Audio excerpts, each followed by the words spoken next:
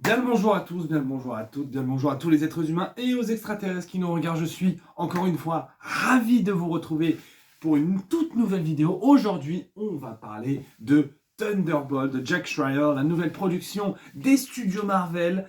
Est-ce que c'est un énorme banger comme annoncé? Est-ce que c'est une petite perte de vitesse pour Marvel? Évidemment, c'est un énorme chef-d'œuvre. On en parle juste après le générique, Elle a kiffé la mélo, là je suis dans le thème, je suis dans ça. Elle a kiffé la mélo, là je suis dans le thème, je suis dans ça. Elle a kiffé la mélo, là je suis dans le thème, je suis dans ça. Elle a kiffé la mélo, là je suis dans le thème, je suis dans ça. Elle a kiffé la mélo, je suis dans ça.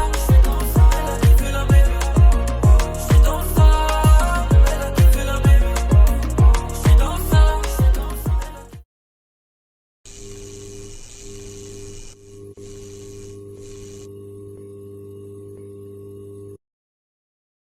Véreuse, qui fait des expériences pas tout à fait hyper éthiques sur un être humain, voilà, qui vont essayer de le déjouer, tout simplement.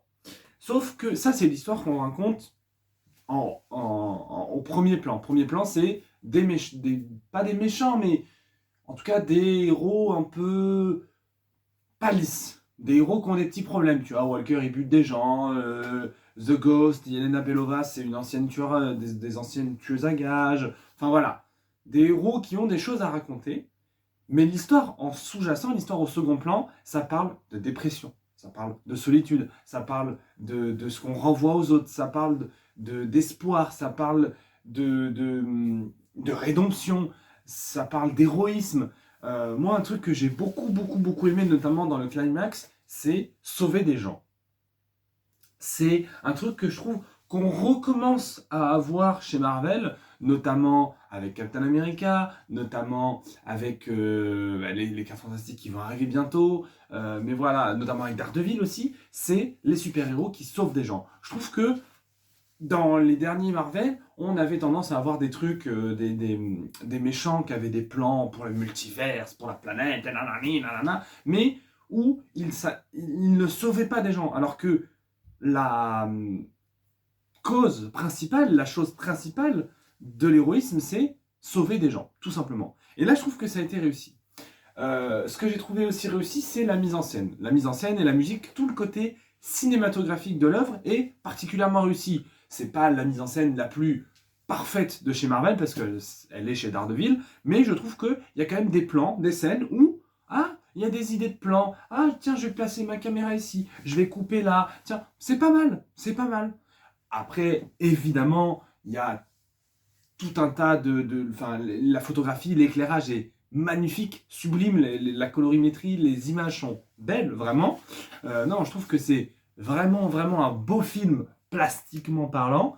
Mais là où c'est assez intéressant, c'est que il y a des scènes d'action, attention, notamment avec Sentry, qui est sublime. Mais ce que je trouve bien, c'est que les scènes d'action, il y en a... Il y a toute la séquence dans le bunker, il y a la séquence avec Sentry, il y a la course-poursuite. On va dire qu'il y a 5 scènes d'action principales. 5 scènes d'action, voilà, grosses. C'est un film qui parle beaucoup. C'est un film qui est très bavard. Et c'est un film que moi, personnellement, j'adore. J'adore parce que je me suis identifié à chacun des personnages. C'est-à-dire que Yelena, elle, dans le fond, elle a envie d'être une héroïne comme Black Widow, comme sa sœur, sauf que elle a zigouillé entre 6000 et 8000 personnes durant sa vie, donc ça peut laisser des traces un peu de tuer des gens. Le Red Guardian, il voulait être le Captain America de la Russie, mais tout le monde voit en lui qu'un espèce de gros lourdeau un peu naze, et voilà. Et d'ailleurs, c'est lui qui poussera Yelena à dire non, mais on est des héros, on peut y aller, quoi. Et d'ailleurs, il kiffe sa vie parce qu'il sauve des gens, il est super, j'adore ce mec. Il y a Walker, tout le monde se fout de sa gueule parce que il était Captain America pendant 10 minutes, puis après il a buté quelqu'un et tout. Voilà, sa femme s'est barrée avec sa fille, enfin, le mec est seul. Le Ghost, pareil, il a tué des gens, puis ensuite c'est devenu mercenaire. Enfin, on est dans une solitude, mais profonde. Mais vraiment profonde. Genre vraiment, les personnages se sentent seuls. C'est vraiment un film pour les dépressifs. D'ailleurs, c'est un film qui m'a pas mis super bien, pour être très honnête.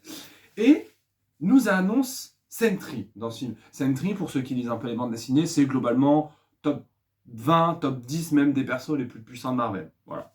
Pour Avengers, ça peut être pas mal.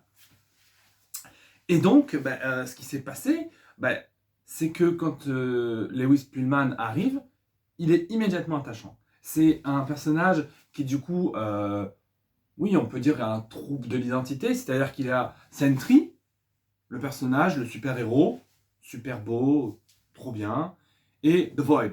The Void, sa partie négative qui désintègre des gens, tout simplement. Et honnêtement, Sentry, c'est le meilleur personnage du film. Hein.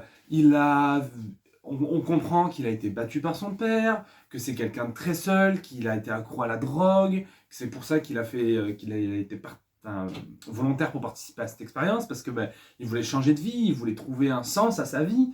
Et ouais, non, je trouve ça brillant. Je trouve ça brillant, l'écriture. Alors certes, c'est un peu différent de la façon dont il a obtenu ses pouvoirs dans les comics, mais il est tantôt drôle, tantôt touchant. Un truc à la fin, sans trop spoiler, à la fin, les Thunderbolts sont dans le Void. Bon, ils sont dans le royaume de Sentry. Une dimension de l'esprit, on va dire. Et,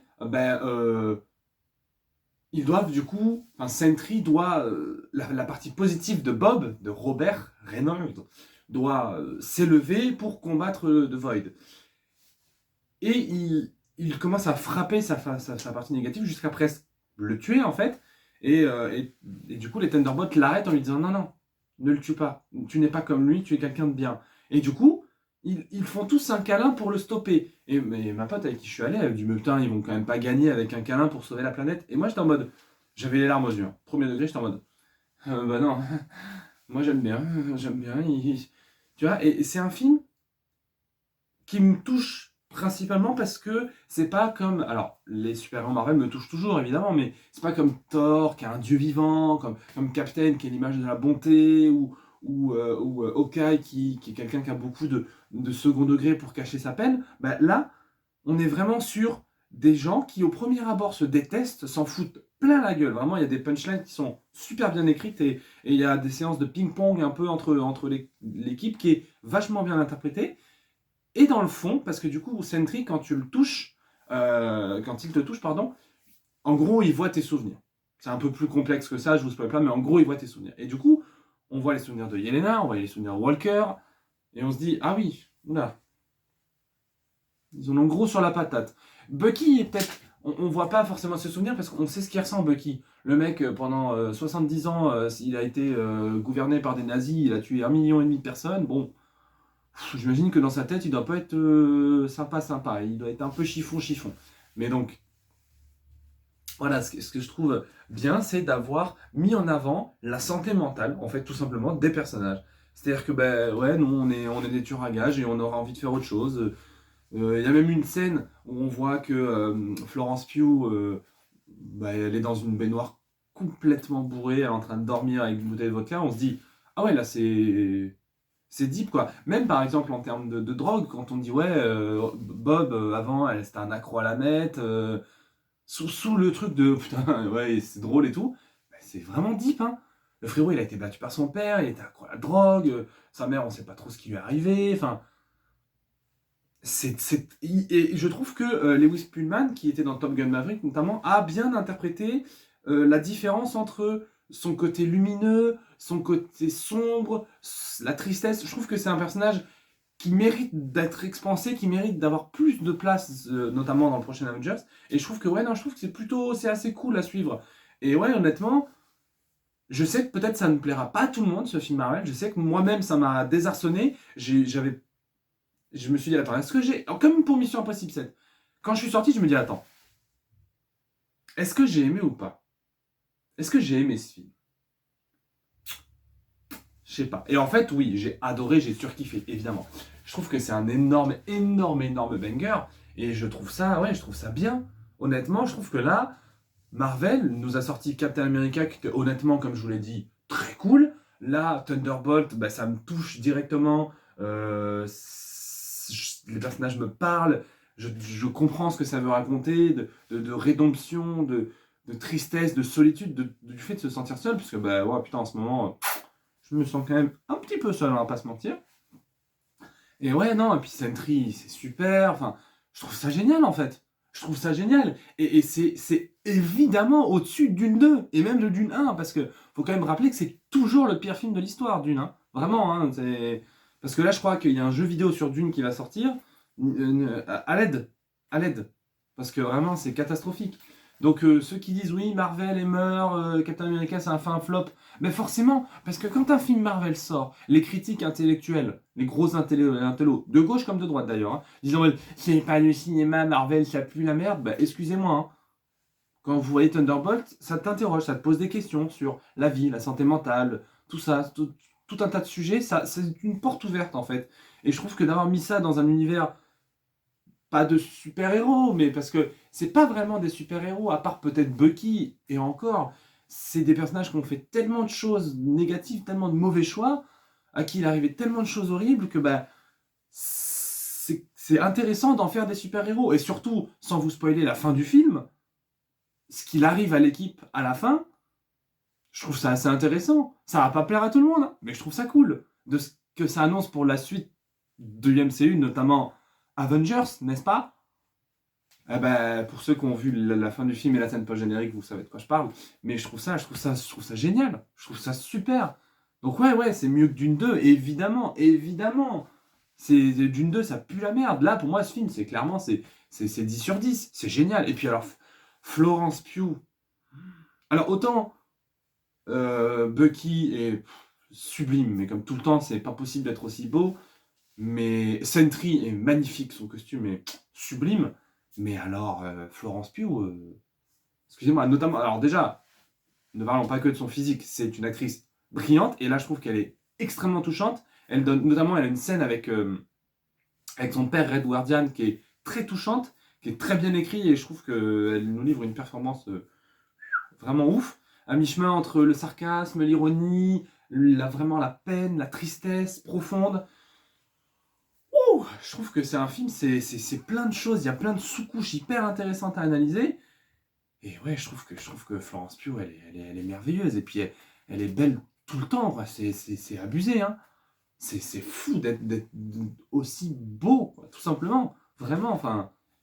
Bref, Thunderbolt, c'est un énorme banger. Et dans un mois et demi, 2 mois, on a les 4 Fantastiques. Et ça, attention. Sur ce, moi, je vais aller regarder Astérix par Chabat. Bisous.